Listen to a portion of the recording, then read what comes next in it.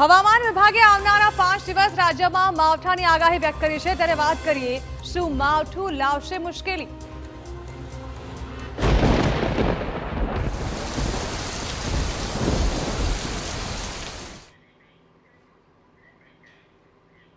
તો આગામી થોડા જ કલાકોમાં ગુજરાતમાં માવઠું ત્રાટકવાનું છે। ખાસ કરીને દક્ષિણ ગુજરાતથી લઈને સૌરાષ્ટ્ર અને મધ્ય ગુજરાતના કેટલાક જિલ્લાઓમાં વરસાદનું યલો એલર્ટ આપવામાં આવ્યું છે, એટલે ગાજવીજ સાથે વરસાદ ખાબકી શકે છે। આગામી 4 દિવસ સુધી ગુજરાતમાં વરસાદ રહેશે। ત્યારે જુઓ શું છે હવામાન વિભાગની સૌથી નવી આગાહી।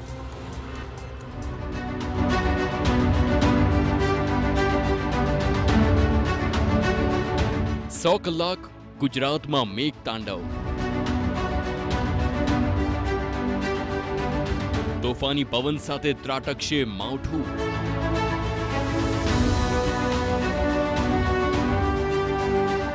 દક્ષિણ ગુજરાતમાં જોવા મળશે કહેર।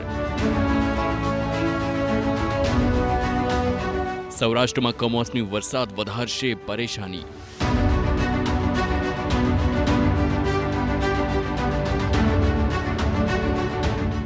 હવામાન વિભાગની સૌથી નવી આગાહી। એપ્રિલની શરૂઆતમાં જ ગુજરાતમાં જોવા મળી શકે છે ચોમાસું। હવામાન વિભાગની આગાહી છે કે આગામી 4 દિવસ સુધી ગુજરાતના અનેક જિલ્લાઓમાં વરસાદ થઈ શકે છે। દક્ષિણ ગુજરાતમાં તો સૌથી વધુ અસર જોવા મળશે, જે બાદ સૌરાષ્ટ્રના જિલ્લાઓમાં પણ વરસાદની શક્યતાઓ છે। કચ્છમાં પણ સામાન્ય વરસાદની આગાહી છે। મધ્ય ગુજરાતના કેટલાક જિલ્લાઓમાં પણ સામાન્ય વરસાદની શક્યતાઓ છે। नर्मदा, भरूच, सूरत, दमन, डांग, नवसारी, वलसाड, तापी, दमन एंड दादरा नगर हवेली।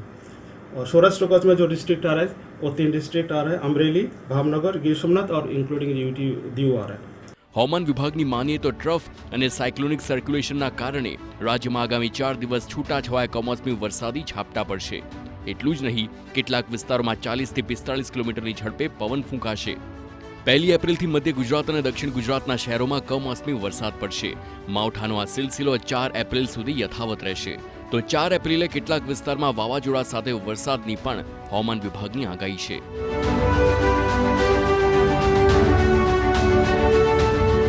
રાજ્યમાં કેટલાક વિસ્તારોમાં પડી શકે છે વીજળીના કડાકા ભડાકા સાથે વરસાદ। ભર ઉનાળે રાજ્યમાં કમોસમી વરસાદની આગાહી હવામાન નિષ્ણાંત પરેશ ગોસ્વામીએ કરી છે।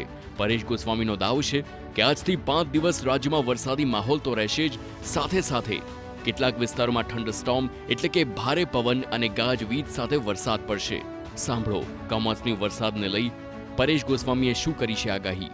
દક્ષિણ ગુજરાતના ડાંગ, આહવા હોય, વલસાડ, નવસારી અને વાપી જેવા વિસ્તારોની અંદર છૂટાછવાયા માવઠાના ઝાપટા પડે તેવી શક્યતાઓ છે। અને આવતીકાલે 1લી તારીખથી લઈ અને આ જે માવઠાના વરસાદના જે વિસ્તારો છે એમાં વધારો થઈ શકે છે। જો કે આવનારા દિવસની અંદર જે વરસાદો પડવાના છે જેમાં અનેક જગ્યાએ થંડરસ્ટોર્મ એક્ટિવિટી થાય તેવી પણ શક્યતાઓ છે। જે વિસ્તારોની અંદર થંડરસ્ટોર્મ એક્ટિવિટી થશે ત્યાં ગાજવીજ અને પવન સાથે પણ વરસાદ પડી શકે છે।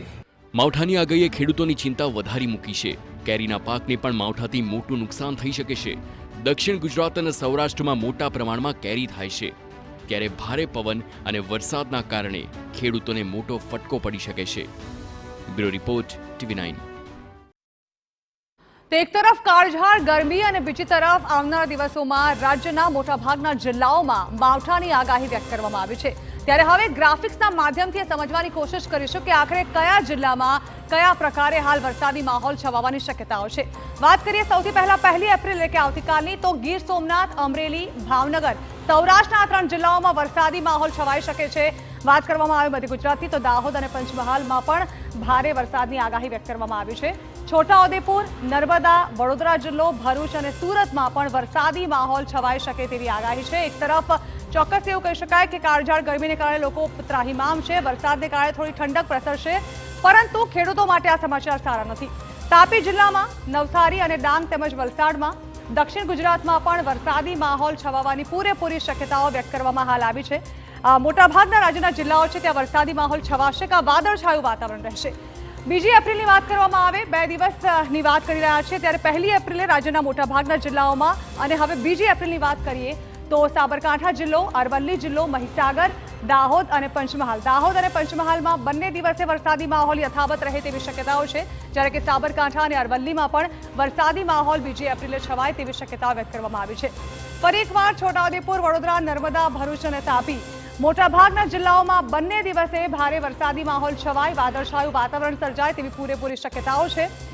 ચોક્કસ એવું કહી શકાય કે જ્યાં એક તરફ ગરમીથી લોકો છુટકારો મેળવવા પ્રયત્ન કરી રહ્યા છે, ત્યાં બીજી તરફ આ વરસાદની આગાહી લોકોને ઠંડક આપશે, પરંતુ ખેડૂતો માટે મુશ્કેલી સર્જશે તેમાં કોઈ બેમત નથી.